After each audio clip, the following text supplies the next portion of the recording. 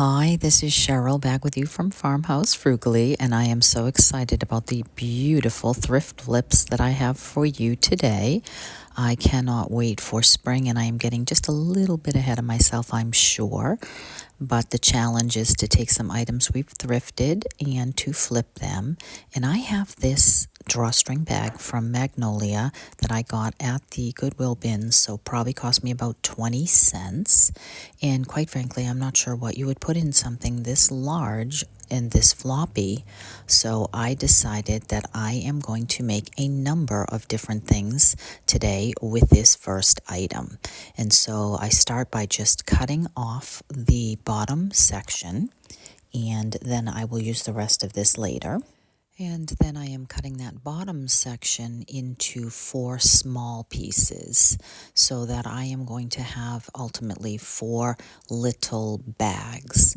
Now, some of them already have a seam, but I turned them inside out and just glued. You could obviously sew this, but nothing heavy is going in this, so glue is fine. I just glued them and flipped them right side out, and then decided to just turn over the top edge. You could make a drawstring bag here if you wanted to, but I opted to just keep it simple and just add some lace or some twine to the top of it, but I didn't want the raw edge on this particular item, so I did go ahead and glue the top edges down. And then I glued the Dollar Tree lace directly to just one back to the back side, and that I did that on 2 of these. And then I took some, so it worked out that when I cut this, the word Magnolia Market was on the bottom in small letters. And so I ended up kind of with Magnolia on one and Market on the other.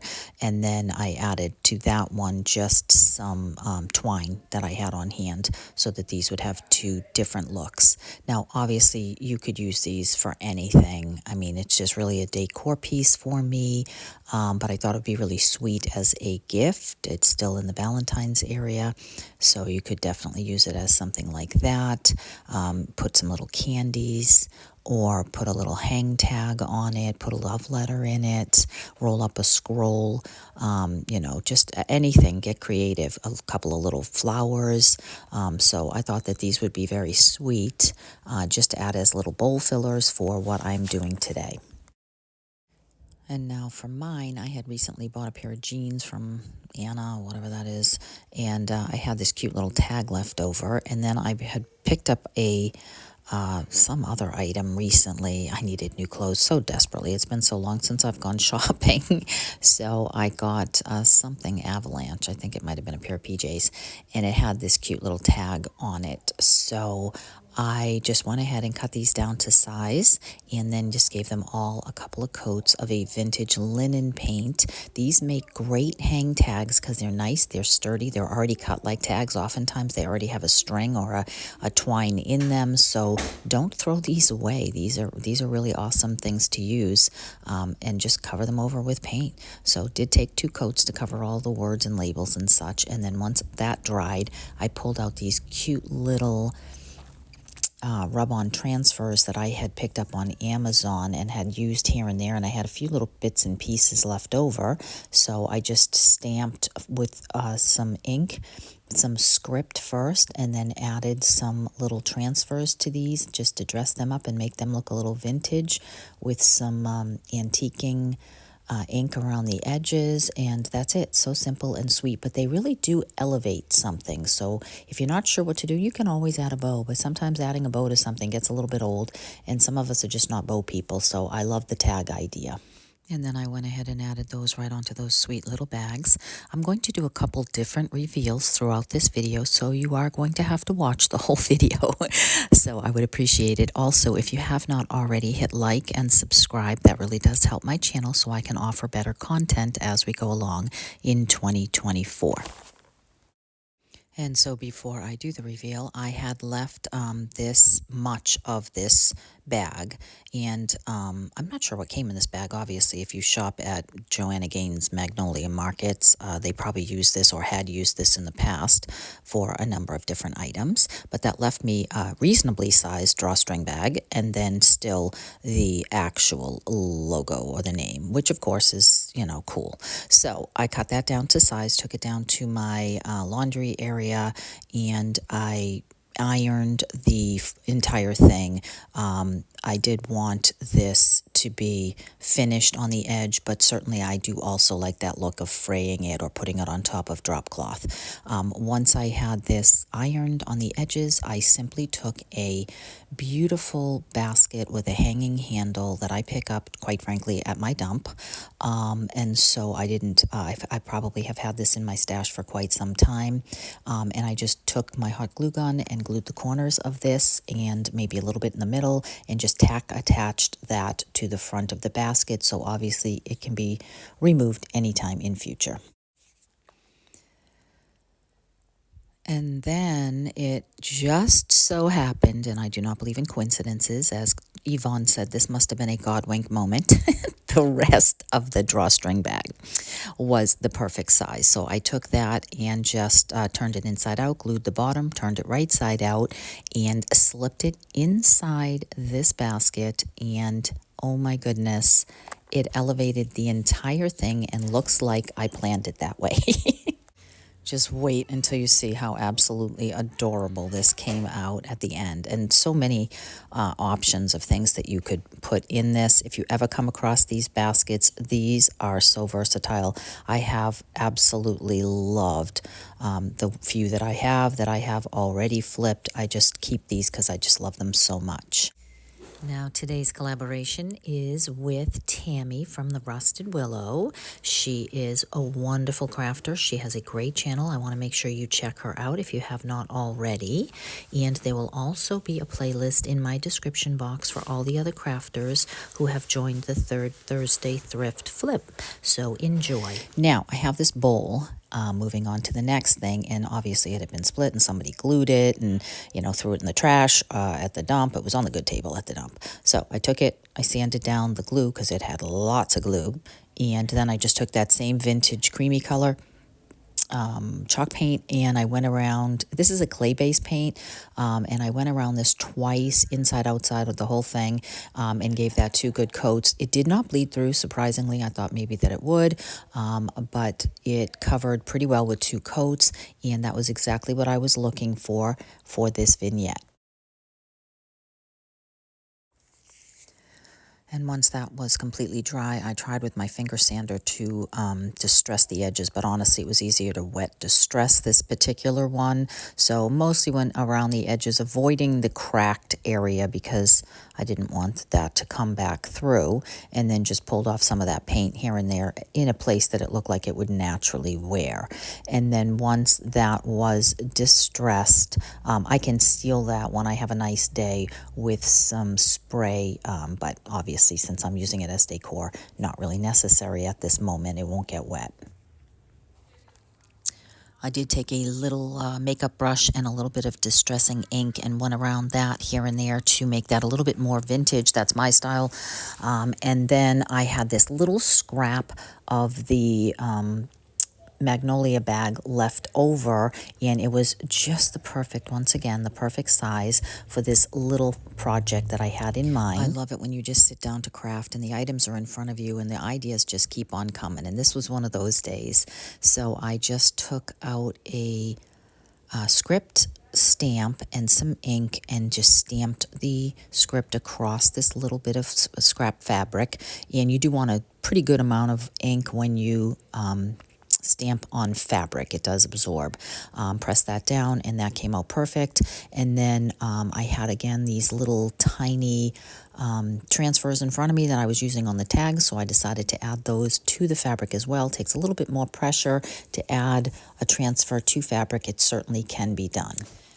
Now, I believe that I got this sweet little embroidery hoop on the good table at my dump. I might have thrifted it at the Goodwill bins, but I'm pretty sure I got it for free. But either case, it was definitely less than $1, and it is the greatest size for these things. I just love it. So I just pressed that on and then took some of that antique ink and went around both the wood and a little bit of the fabric to again make this look a little bit more vintage, which I love. And then just so happened to have this sweet little, believe it or not, little girl's hair clip. And that was just in the perfect colors. So I just attached that with a little elastic that was on it to the top of this, which you will see in the final reveal. And it can be removed, obviously, and my granddaughter can have it and she can use it in her hair when and if she ever lets us put her hair up. So once I had this finished, then I will show you this first vignette. Now I have another couple of items coming, but I thought that this all looked so nicely together. So here it is here with the bowl filled with the little bags, and I opted not to put anything in the bags for this moment except for a few little spindles that I had, but you know, obviously the possibilities are endless with these kinds of things, and so sweet. And I love, love, love how the basket came out with the Magnolia sign, and here is that sweet little hair thing on top of the little embroidery hoop. So one free basket, one 20-cent Magnolia bag, and possibly $1 for the embroidery hoop. And I have created, with such simple things already in my stash, the sweetest little cottage core, vintage feeling style that could obviously take us right through spring, but also could be used day in and day out if this vintage cottage core, shabby chic type style is your style. And I have obviously been leaning a lot more toward the vintage than I had. I know the name of my channel is Farmhouse Frugally. I love Farmhouse. I absolutely do. I also love primitive country, and I love anything vintage. So probably shouldn't have limited myself with that name because, you know, I don't do your technical farmhouse style very often, but hopefully that does not deter people from clicking. And if you would share this channel, that would certainly help me as well. Now that takes me on to this little, probably was an egg once upon a time. It feels like it's a paper mache thing. I got this on the good table at my dump, and I am taking apart a broken huge pine cone that I had in my stash, and I am literally just going to cut and glue these onto the top of this so that it can have a bit of a roof. And I'm making this obviously into a birdhouse. It had a little stick poking out of it and a hole in it, so obviously that's what it was used for initially, but it definitely needed a little bit of loving. Now, this did take a little bit of doing to make sure that I got these the right size, that it make sure that I used enough glue. You need quite a bit of glue for them because they're curved, and to space them the way that I wanted them. And then once I had 2 layers of them heading down, I took some and I cut them even smaller, and then I headed them up toward the other direction so that I could sort of close the hole at the top, which I will later fill a little bit with some moss. And then once this was done, I had the idea to add this to some other items. One day when we were at the dump, we got a box full of clock parts. I think it's a steeple clock that has these little things on the front of them, and my husband does clock repair, so he always has this kind of thing hanging around. And so I'm going to do a couple projects here. So for 2 of these, I had my husband cut them, and then I just took some dark antiquing wax on 2 of them. I went ahead and waxed them, covered up any of the dirt that wouldn't come clean, and also gave it a good vintage feel, which is of course what I love. And then on the 3rd one, I opted to keep it natural because of the color of the little bird's house that I just made. I felt like it went a little bit better with that. So before I get back to the bird's house, Believe it or not, also on the good table at my dump, I got 3 or 4 of these absolutely adorable little birdhouses. They have 2 little holes in them and they have little tin roofs, and they were made to be some kind of a spring tree ornament. Not my thing, but I thought that they were absolutely adorable. I cut the tops, the strings off of them, and then I went ahead and I painted them. Please don't be upset with me. I know some of y'all would have loved these colors, but I painted them cream to go with my decor. Now I know I am going to bounce back and forth a little bit between these projects. Let me know if that's something you prefer or something you don't prefer. Do you like to see a project from start to finish all the way to the end, or do you like it when we bounce around between what we are actually working on and get it done? So I had this piece of trim. I got a whole box of this at the dump, and I asked my husband to cut that piece in half. This is gorgeous, absolutely gorgeous wood, but there's always only one piece of each of it,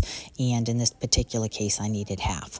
So here I am taking the natural colored part of that wooden spindle thing, and I am gluing it to the birdhouse that I just completed, and then I'm going to glue that onto that board. Before I did that, I wanted to add a little bit of moss to the top of the roof of that little birdhouse, and I wanted to darken up the wood. I was a little concerned that after I added wax it might not let me glue the piece on, but I really wanted to get rid of some of the orange that was on this, so I used the antiquing wax and gave that a couple coats, and I didn't wipe it back too much. I sort of just really patted it off a little bit because I really wanted it to keep that darker brown rather than the orangey color. I absolutely love this piece. I mean, I need more ideas of what I could do with these. I have a couple different shapes and sizes, so if you have any ideas, some of them are a little harder. I could make a sign out of some of them because they're flat, but if you have any ideas for some of the curved ones, I would love to know it. And then I did go ahead and glue that little birdhouse right on there. And I had these little white birds that I picked up on Amazon. I can't remember if you get 6 or 12 in a pack of these, but I thought that would be very cute to add to it. And then it looked like it needed just a little bit of something else. So I went into my greens and pulled out just a little bit of some leftover bits and pieces and added a little shrub near the bird and a little acorn that I had made this fall out of felt on an acorn cap, and I think that this came out really adorable, and that takes me back to the little birdhouses, which are now dry. So these I just went ahead and attached to the top of each of those clock spindle things with some hot glue. I didn't put the wax on those. And then I took some of the green moss that I had in my stash, and I just went ahead and glued some moss all around that edge to finish the look of that and to fill in any gaps where the square and the circle are meeting so that those would look like they belong together. And when I had my husband cut these, I had him cut them in 3 different lengths so that they would look just great together. And here is how those little birdhouses came out. So I would love to know which of today's projects you preferred: the basket, the Magnolia little bags, the little embroidery hoop, the birdhouses on spindles, the birdhouse on the board, or whatever it is that you like. So I would love to know which was your favorite, and if this has given you any inspiration for anything that you happen to have in your stash that you are going to flip. So thank you so much for spending your time with me today. Don't forget to check out all of the other creators that are in this collab, what they have made for this third Thursday thrift flip out of their stash. Their information will be in my description box in the playlist, so make sure you see that, and I will see you in the next one. Thanks so much for stopping by. Take care.